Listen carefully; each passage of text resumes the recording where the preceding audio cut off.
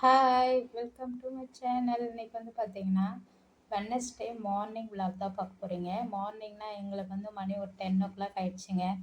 தம்பி வந்து first husband குளிக்க வச்சு நான் வந்து டிஃபன் ஊட்டி விட்டேன். லஞ்ச் வந்துட்டு பொறுமையாக தான் செஞ்சு கொடுக்கணும். காலையில் வந்து டைம் ஆனதுனால சீக்கிரம் எழுந்திரிச்சு செய்ய முடியல. பரபரன்னு சாப்பாடு மட்டும் காலையில் அவனுக்கு ஊட்டி விட்டு அவனை ரெடி பண்ணி ஸ்கூலுக்கு கூப்பிட்டு போயிட்டாரு. அப்புறம் பார்த்தீங்கன்னா மணி 11:50 ஆயிடுச்சு, 10:50 ஆயிடுச்சு. பாப்பாவை தொட்டிலில் ஃபீட் பண்ணி தூங்க வச்சுட்டேன். சாதம் மட்டும் முன்கூட்டியே நான் வடித்து விட்டுட்டேன். டிஃபன் வந்து காலையில் பால்வாடி மாவில் வந்துட்டு புட்டு செஞ்சு வச்சுருந்தாங்க மாமியார். அதை மட்டும் கொஞ்சம் ஸ்டாண்டிங்லேயே நான் சாப்பிட்டேன். ஃபஸ்ட்டு ஹஸ்பண்டுக்கு தான் கொடுத்தேனே, அவர் வந்துட்டு நான் எண்ணெய் தேய்ச்சி குளிக்க போகிறேன் அதனால் வேணாம் சொல்லிட்டாரா. ஸோ அதனால் நம்ம சாப்பிட்லான்னு ஸ்டாண்டிங்லே ஒரு 4 ஸ்பூன் மட்டும் சாப்பிட்டுட்டு அடுத்தடுத்து என் வேலை செய்யணும்னு சொல்லிட்டு போயிட்டேன். சாப்பாடு செய்கிறதுக்காக வெஜிடபிள்ஸ்லாம் கட் பண்ணணும்ல. ப்ரீவின் பிராண்ட்லேருந்து நாங்கள் ஒரு சாப்பர் வாங்கியிருந்தோம். இந்த சாப்பர் ரொம்ப யூஸ்ஃபுல்லாக இருக்குது. வெஜிடபிள்ஸ்லாம் கட் பண்ண இஞ்சி கிடையாது, பூண்டு வெங்காயம் உரிக்க ரொம்பவே ஈஸியாக இருக்குது. 3 குட்டி ஜார் கொடுத்துருக்காங்க. இதில் வந்து கம்மியான குவான்டிட்டியில் வந்து நம்ம சாப் பண்ணிக்கலாம். அதுக்கப்புறம் வந்துட்டு ஒரு பெரிய கிளாஸ் ஜார் வந்தது, பெருசாக இருக்கும், கண்ணாடி தான் அது வந்துட்டு. இதில் வந்து பூண்டும் வெங்காயமும் உரிச்சிக்கலாம் இந்த சாப்பரில். அதுக்கப்புறம் வந்துட்டு சார்ஜர் பாயிண்ட் கொடுத்துருக்காங்க. சார்ஜ் போட்டு தான் நம்ம யூஸ் பண்ணணும். ஒரு சிலிக்கான் பிளேட்டு கரெக்டான மெத்தடில் யூஸ் பண்ணால் தான் வந்துட்டு நம்ம அதை ஆன் பண்ண முடியும், இல்லைன்னா ஆன் ஆகாது. 3 வந்து லைட் கொடுத்துருக்காங்க. அது வந்துட்டு சார்ஜர் ஃபுல் ஆகிடுச்சா என்ன சொல்லிட்டு அதில் காமிக்கும். சார்ஜர் இல்லைனாலும் அதில் காமிக்கும். அப்புறம் வந்து சாப் பண்ணுறதுக்கு ஒரு குட்டி பிளேடும் பெரிய பிளேடும் கொடுத்துருக்காங்க. பெரிய பிளேடில் வந்துட்டு நம்ம நிறைய குவான்டிட்டியில் அரைச்சிக்கலாம். குட்டி பிளேடில் வந்து நம்ம சின்ன ஜாரில் வச்சு யூஸ் பண்ணிக்கலாம். அந்த சார்ஜர் போடுற அந்த சாப்பர் வந்து பார்த்திங்கன்னா தண்ணி படாமல் பார்த்துக்கணும் அந்த கேபிளில். அதை இப்போ நான் கையில் வச்சுருக்கல, அது பேர் எனக்கு தெரியல.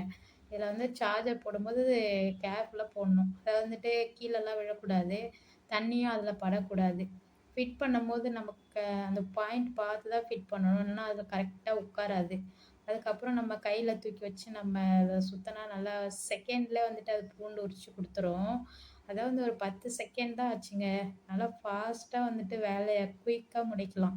அந்த அளவுக்கு வந்து இந்த சாப்பர் நமக்கு யூஸ்ஃபுல்லாக இருக்குது. நான் வாங்கி ஒரு 2.5 மந்த் ஆகுது. நல்லா எனக்கு பிடிச்சிருக்கு. வெஜிடபிள்ஸ்லாம் வந்துட்டு நான் கட் பண்ணுறதுக்கு எனக்கு செகண்டு தான். அதாவது செகண்டில் நான் முடிச்சிடலாம், நிமிஷம்லாம் தேவை கிடையாது. இன்றைக்கி வந்து லஞ்சு சிம்பிளாக வந்துட்டு சிக்கன் வறுவலும் வெத்து சாம்பாரும் தான் நான் ரெடி பண்ண போகிறேன். ஏன்னா 12:30க்கு தம்பிக்கு லஞ்ச் கொடுக்கணும்.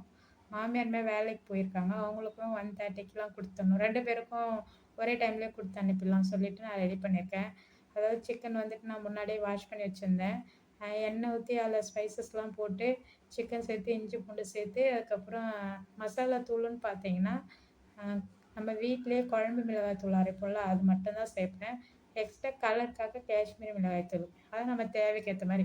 அப்புறம் உப்பு கருவேப்பிலெல்லாம் போட்டு தண்ணி ஊற்றி நான் அதை வந்து ரெடி பண்ணிட்டேன். பக்கத்துலேயே வந்து பார்த்தீங்கன்னா பருப்பும் வேக வச்சுருந்தேன், அதுவுமே வந்து வெந்துடுச்சு வெத்து சாம்பார் வைக்கிறதுக்கு. அப்படியே ஒன்றே வந்துட்டு லஞ்ச் வந்துட்டு செஞ்சுட்டேன் நான். டைம் வந்து பார்த்திங்கன்னா ஒரு லஞ்சு செய்யணும்னு எனக்கு டைம் எடுத்துகிட்டால் ஒரு 1.5 மணி நேரத்தில் நான் செஞ்சுருவேன். அதாவது இப்போ வந்து பார்த்திங்கன்னா 1 ஹவர் அப்படி தான். ஏன்னா வந்து இடையில நான் பாப்பாவையும் பார்க்கணும். பாப்பா வந்துட்டு என்ன தூங்கிட்டு இருப்பாங்க, உடனே சினுங்குவாங்க, அவங்களையும் போய் பார்ப்பேனா, அதனால தான் இந்த டைமு. ஏன்னா சாப்பரில் நான் ஃபாஸ்ட்டாக வந்துட்டு எனக்கு அது வேலையாயிடுது. அதுக்கு முன்னாடி நான் உட்காந்து பொறுமையாக அரிஞ்சிட்டு கிடப்பேன். வெத்து சாம்பாருக்கு வந்து பார்த்திங்கன்னா எண்ணெய் கடுகு சீரகம் மிளகாய் கிள்ளி போட்டு பெரிய வெங்காயமும் தக்காளியும் தான் சேர்த்துருந்தேன்.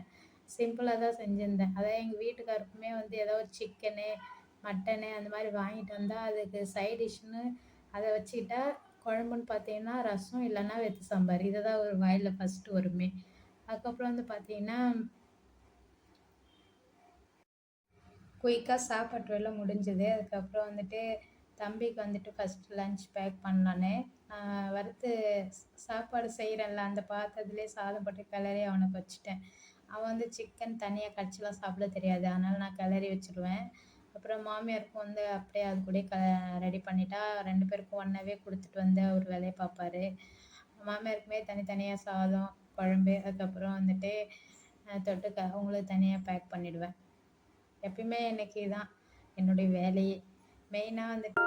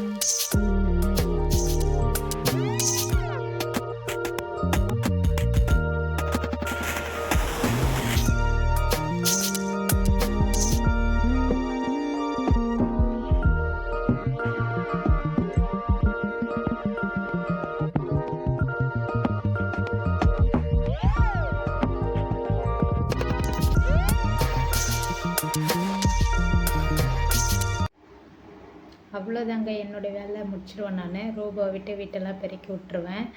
லஞ்சுக்கு வந்து நான் வந்துட்டு சாப்பிட்டுட்டேன் ஃபஸ்ட்லே. ஹஸ்பண்ட் வந்துட்டு லேட்டாக தான் சாப்பிடுவார். நான் ஃபஸ்ட்டே சாப்பிடும்போது பாப்பா கொஞ்சம் அழுதுச்சுன்னா ஹஸ்பண்ட் தூக்குவாங்க. அதனால் என்னை ஃபஸ்ட்டு எப்பயுமே சாப்பிட சொல்லிடுவாங்க. அதுக்கப்புறம் வந்து பார்த்திங்கன்னா அவர் சாப்பிட்டாரு. அவ்வளோதான் இந்த வீடியோ. இன்றைக்கி டே எனக்கு இப்படி தான் போச்சு. இந்த வீடியோ பிடிச்சிருந்தா லைக் பண்ணுங்கள், ஷேர் பண்ணுங்கள், கமெண்ட் பண்ணுங்கள். நெக்ஸ்ட்டு ஒரு சூப்பரான விலாகில் பார்க்கலாம். அது வரைக்கும் என் வீடியோவை பார்த்து எனக்கு சப்போர்ட் பண்ணவங்க அனைவருக்கும் ரொம்ப நன்றி. தேங்க்ஸ் ஃபார் வாட்சிங்.